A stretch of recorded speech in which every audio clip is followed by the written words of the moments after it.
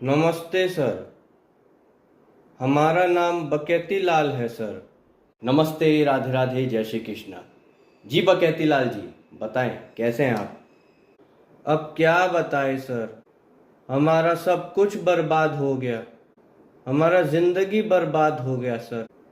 हमारा सपनों का फर्नीचर का भुरभुरा बना दिया सर, ये पैकर्स एंड मूवर्स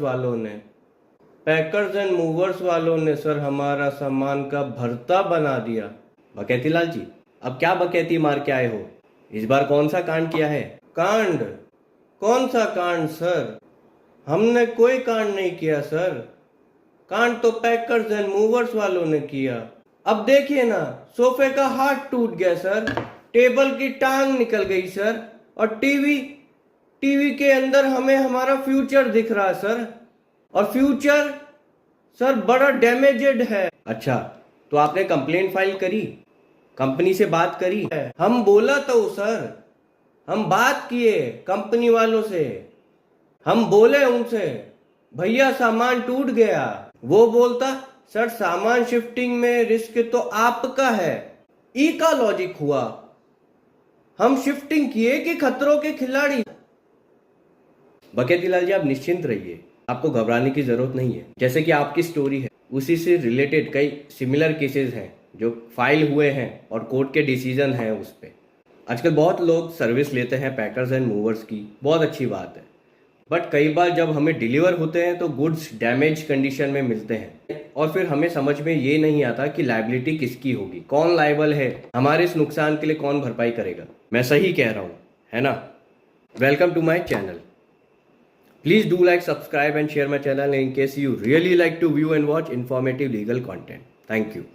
जैसे कि अब आपने बकेती लाल जी की स्टोरी सुनी, और हम देखते हैं आजकल मार्केट में ऐसे बहुत सारे केसेस आ रहे हैं जहाँ पे गुड्स जब डिलीवर होते हैं तो वो डैमेज कंडीशन में मिलते हैं। फर्नीचर, इलेक्ट्रॉनिक आपका डैमेज हो जाता है ड्यूरिंग ट्रांजिट। अब इसके लिए लायबल कौन होगा, इसकी भरपाई अब कौन करेगा? ऐसा ही एक सिमिलर केस मैं आपसे और बकेती लाल जी से अब शेयर करूंगा। तो अभी अभी रिसेंटली एक केस डिसाइड हुआ है जहां पे हुबली में डिस्ट्रिक्ट कंज्यूमर कोर्ट ने ये डिसीजन सुनाया है। वहां पे एक व्यक्ति हैं जिन्होंने ट्रांसफर लिया था जॉब पे, और जब गुड्स उनको मिले तो वो डैमेज कंडीशन में, उनका फर्नीचर जो है वो पूरा डैमेज हो चुका था। उन्होंने कंप्लेन फाइल करी कंपनी के पास, तो कुछ रेस्पॉन्स नहीं आया। अब कोर्ट ने पूरा मैटर सुना और डिसीजन दिया इन व्यक्ति के फेवर में, कंज्यूमर के फेवर में।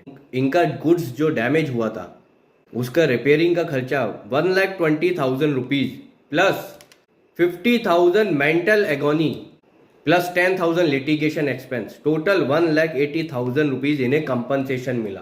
ई तो हमरा भी मेंटल एगोनी हुआ सर। हम 3 दिन से प्लास्टिक की कुर्सी पे बैठ के यूट्यूब देख रहे हैं, ससुरा पीठ में एवरेस्ट बन गया है। बकेती लाल जी, आप भी निश्चिंत रहिए।